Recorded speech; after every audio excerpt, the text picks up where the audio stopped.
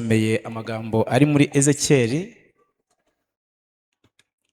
ni igice cya 18.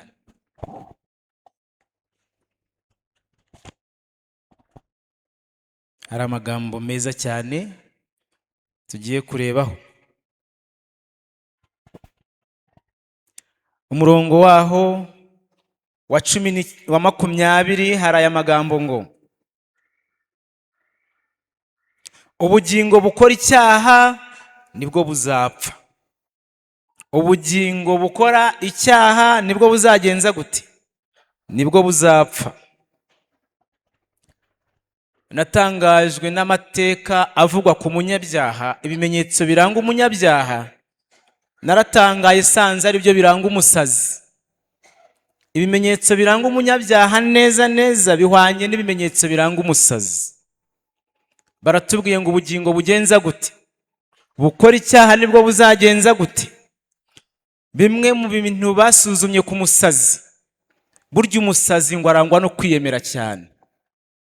Umusazi ariyemera, akiyemera yambaye n'ubusa mu muhanda, akumva nta kibazo afite rwose, ubuzima bugakomeza.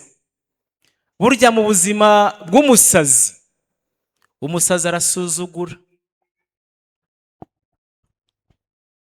Umusazi arasuzugura, agasuzugura n'imodoka, akaryama muri kaburimbo, naho yaba ari perezida agahagarara.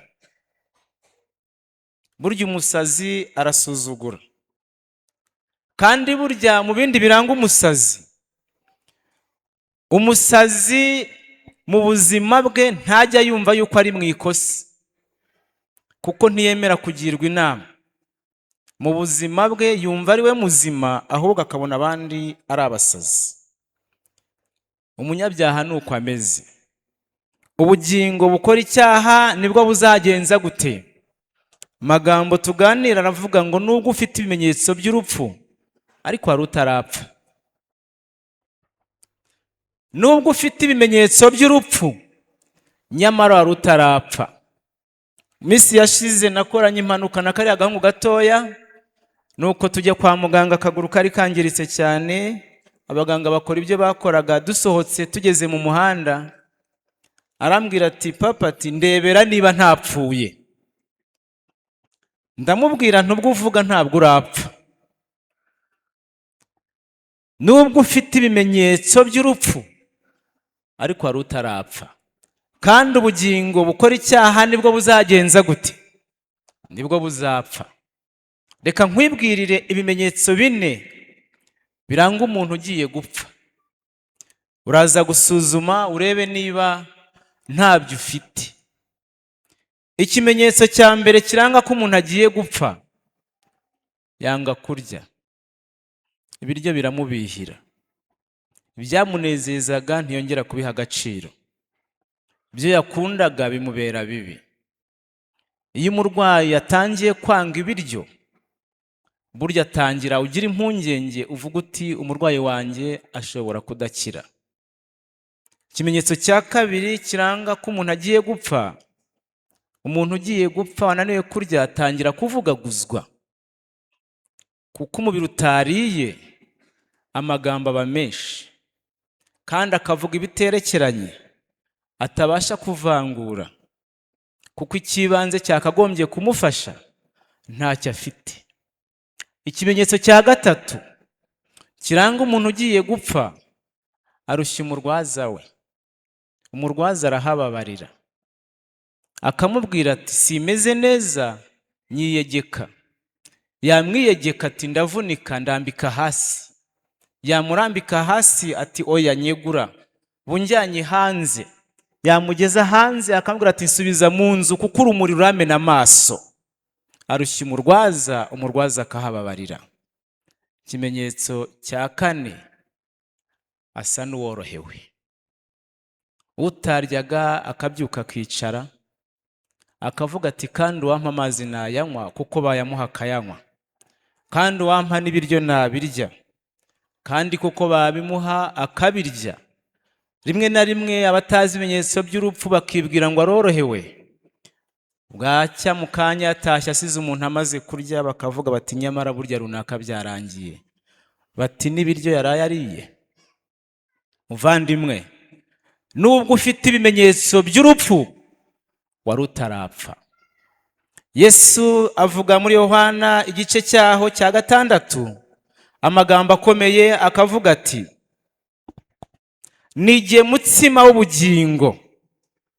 Yesu ahamya ko ari umutsima w'ubugingo.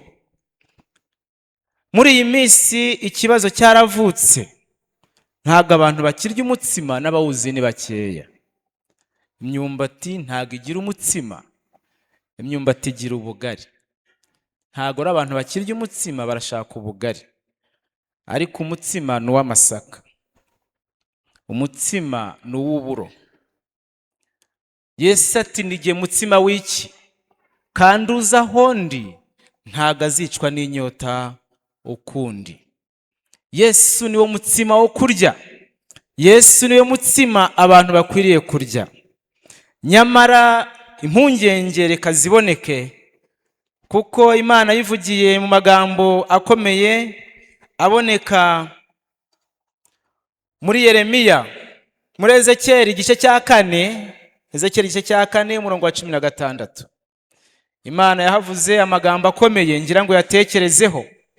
Mu gihe Yesu ahamya ko ari we mutsima kandi ari we mutsima w'ubugingo, Imana yavuze andi magambo akomeye muri Ezekiyeli igice cyaho cya 4 umurongo wa 16. Arongera arambwira ati, mwana w'umuntu, dore umutsima niwo rushingikirizo rw'ab'i Yerusalemu. Umutsima niwo wakagombye gutunga abadivantisi umunsi wa 7, bakiga ibyanditswe byera bakabaho. Ariko Imana ibwira Ezekiyeli ngo dore uyu mutsima ari rwo rushingikirizo bishingikirizagaho, ngiye kurukuraho. Bazarya ibyo kurya bagerewe, kandi ntabwo bazabirya batuje, bazabirya bahagaritse umutima. Ntabwo abantu bari kwiga ijambo ry'Imana batuje, nta mwanya uhari. Abantu bahagaritse umutima, kandi abantu bafite ubwoba bw'ubuzima nta gihe bafite. Bazawurya bawugerewe. Abayobozi bagomba guhendahenda bati, nimwige 7, nimugerageze turatsindwa mu cya 10. Birasaba ko bahendahenda ngo bishyure ibyigisho, nyamara nubwo bakajya kurya bahagaritse umutima. Bazanywa amazi bagerewe, kandi bazayanywa bashishwa. Uyu munsi kubana na Yesu bisa naho bitagishoboka. Ikimenyetso cya mbere kiranga ko umuntu agiye gupfa, ananirwa kurya. Uracyari umunyamahirwe niba ufite amahirwe yo kwiga ibyanditswe byera. Uracyafite amahirwe niba ugihagaze kuri ya saha yo gusenga ubudasiba. Niba iki kimenyetso cya mbere kitakuranga, ukaba ushikamye mu byanditswe byera ku isaha, ukaba wiga kandi ugasenga, urahirwa. Ariko niba ufite ikimenyetso cy'urupfu, wari utarapfa. Ushobora kuba urya ari uko bakugereye cyangwa bahendahenze, ariko wari ugifite amahirwe. Kandi ikimenyetso cya 2 twabonye ni ikihe? Kandi dore mwakibagiwe. Agenza gute? Yesu yongera kuvuga muri Matayo 25, twahabonye amagambo akomeye cyane. Iyo tugeze muri Matayo igice cyaho cya 25, tuhasanga amagambo akomeye y'abakobwa b'abanyabwenge n'abakobwa b'abapfu. Abakobwa b'abapfu bageze mu isaha yo kuvugaguzwa bisanze badafite amavuta, kuko icyari gutuma bagira amavuta nuko bari kuba barize ibyanditswe byera, bagasobanukirwa n'iby'ibihe bari bagiye kwinjiramo. Ariko binjiye mu gihe baribeshye, batarize ibyanditswe byera ngo bibayobore, maze baza kugira ikibazo, bakangutse basanga nta mavuta bafite. Kandi twongera kubona abandi bantu babwiye Yesu batumva ko twakoranye, ko twaririmbye indirimbo nziza zo kugusingiza imbere y'amateraniro bakavuga amena, kandi ko twatanze ubutabazi na Dorokasi bikagenda neza. Niki gitumye utubwira yuko utatuzi? Nta kindi bari bafite, baravugaguzwaga kuko baririmbaga Yesu udakorera mu bwonko bwabo. Baririmbaga Yesu bakamubwiriza neza, ariko Yesu ntabwo yarazi amazina yawe. Uretse kuba waje hano, Yesu azi izina ryawe. mbese ari igipande cy'ishuri ryo ku isabato no mu ikaye ya Yesu amazina yawe yanditse hehe? Ikimenyetso kiranga umuntu ugiye gupfa cya kabiri, avuga ibyo atazi kandi atemera.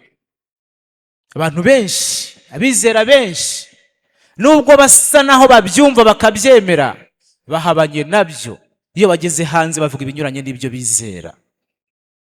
Ntabwo uvugaguzwa, uracyahagaze mu kuri, uracyabasha kuvangura amanywa n'ijoro, cyangwa uri mu kibazo cyo kuvugaguzwa. Kandi ikimenyetso cya gatatu batubwiye ngo ni ikihe? Agenza ate? Arushya umurwaza, kuko mu itangiriro igice cya 6 umurongo wa 3 Imana yatanze ubuhamya iravuga ngo umwuka wanjye ntabwo azahora aruhanya n'abantu, kuko aba bantu ni abantu b'umubiri, banezezwa n'imibiri yabo aho kunezezwa nuko bayoborwa n'umutima. Umuntu afite ikintu gikomeye muri we cyitwa ibanga ry'Imana rihishwe muri we. Ibanga ry'Imana rihishwe mu muntu riba mu mutima. Njya mbwira abantu ngo ntago Satani ari injiji ku buryo yazerera ku isi atagira aho ataha. Niba umuntu agira ubwenge bumucyura mu nzu, nubwo ari umwuka, ntabwo ari umwuka wabuyera nk'utagira aho kuba. Intaho ya Satani ni umubiri nambaye, ni umubiri wambaye. Intaho y'Imana ni umutima. Imana ihumekera umuntu nk'ubugingo buzima, umuntu aba muzima. Mu muntu haracyarimo igice cy'ubumana, izina ry'Imana rihabwa icyubahiro. Iki gice cy'ubumana nicyo kirwana gitegeka umubiri, kigashaka kubuza umuntu gukora icyaha. Ariko umutima igihe ushaka gutegeka umubiri, Satani agakoresha umubiri ngo hoya, mutuke nawe yagututse, kandi musuzugure kuko nawe yagusuzuguye. Umubiri warwajya kubikora, umutima utisigaho, uri umuntu w'Imana. Ariko ugasanga uyu muntu umwuka w'Imana umuhatira kumubuza ibyo, arawunaniye. Abantu bamaze kunanira mwuka wera. Ababwiriza bamaze kubwiriza abantu hano Kimisagara bangana iki? N'uyu munsi inama z'itoro ziraterana ngo noneho ninde wakora ivuna? Ko ababwiriza bazi kubwiriza neza tubahetuye, ninde turi buhamagare ngo aze gukora ivuna kuri uyu musozi? Ninde waza muri urusengero akongera agakora ivuna? Mwuka w'Imana asa naho amaze kunanirwa, kuko umubwiriza akiva ku ruhimbi ibyo yavugaga bihwana rwose n'umwanya arangije, umuntu ahaguruka habitagihari. Mwuka w'Imana ararushye, ndetse asa naho yamaze gutsindwa mu bantu rwose. Kandi ikimenyetso cya 4, uyu murwayi ugira ngo byagenze gute? Ugira ngo yakize, kandi isengero zikongera zikuzura abantu. Haleluya! Kandi ijambo rigakora ku mutima, abantu wabareba ukagira ngo icyaha cyabahamye banihannye. Nukuri yakumva amabwiriza, yakumva ibyo abayobozi bavuga, akumva bikoze ku mutima, wanamurira mu maso ukabona yahonze rwose, ukagira ngo hari icyo bimaze. Agisohoka byarangiye. Nibyo bibwirizwa, gira vuba yitahire. Ibibwiriza bakabwiriza, abaririmbyi bakaririmba, imitima yose ngo amena, ukagira ngo barahari. Ariko ni ikimenyetso cya 5 kiranga ko umuntu agiye kugenza gute? Umuntu agiye gupfa. Ibihamya by'itorero, volume ya 3, page 267, hari aya magambo: ubugingo buhoraho bufite agaciro katagerwa, kandi buzadusaba gutanga ibyo dufite byose.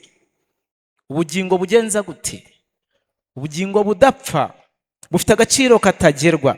Neretswe ko ibintu by'iteka ryose tutabiha agaciro kabikwiriye. No muri iyi si ikintu cyose gifite agaciro umuntu yifuza gutunga kigomba kugerwaho hakoreshejwe imbaraga, kandi rimwe na rimwe bigasaba kwitanga mu buryo bunababaza kugira ngo abashe kukigeraho. Ariko ikibazo, kwizera n'urukundo n'ubutunzi bwa zahabu akaba ari ibintu bibuze cyane mu bwoko bw'Imana, ariyo mpamvu bufite ibimenyetso byo gupfa. Kuki ibi bintu bibuze kandi turi abantu b'Imana? Kuki kwizera kwacu ari gukeya? Kuki urukundo muri twebwe ari rukeya?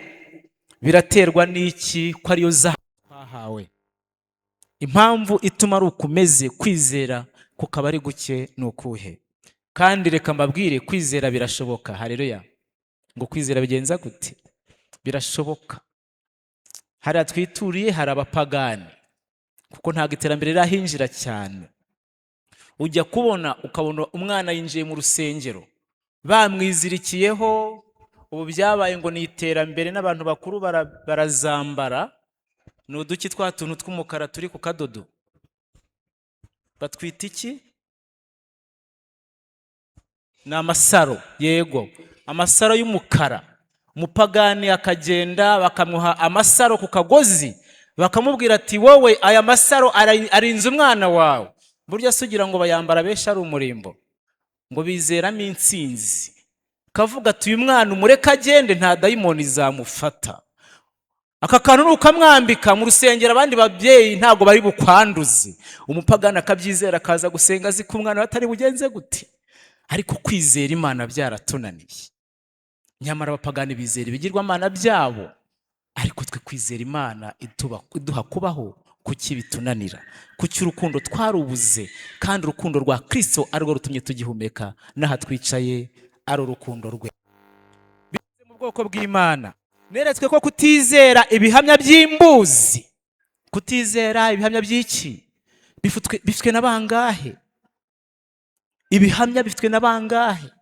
Ko ahubwo abantu muri iyi minsi ibintu kuvangura ibintu kubwo kutiga ibihamya ari ikibazo. Ikintu cyiza umuntu agatangira ngo wasanga ari bya bindi.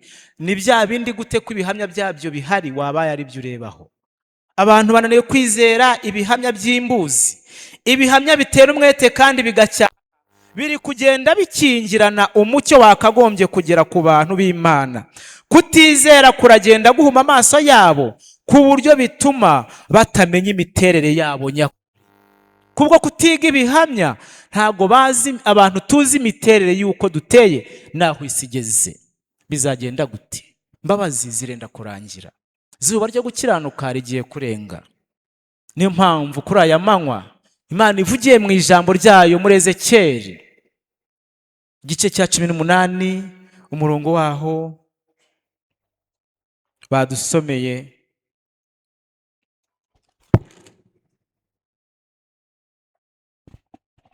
Ezekiyeli magambo badusomeye mu gice cya 18 umurongo wa 21.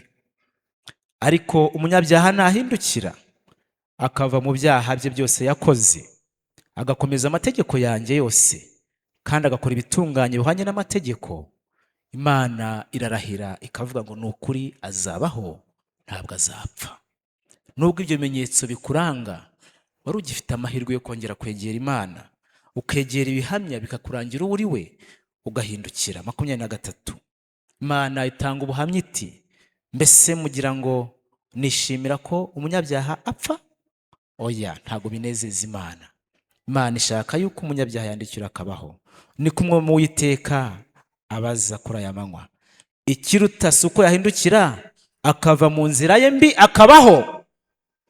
Mbese twakwemera muri inama y'Imana tukavuga ngo kubw'igitambo cya Kristo kandi kubw'amaraso y'i Karuvari turemera guhindukira tukava mu byaha byacu kandi tukabaho? Harusaba isengesho nk'iryo kimwe nanjye. Uwiteka usoma imitima, kandi Uwiteka ureba ubwenge bw'umuntu akamenya ibimukwiriye. Reka tumugirire icyizere ko nubwo twari dufite ibimenyetso byo gupfa abasha kubikora tugahabwa kubaho mu izina rya Yesu.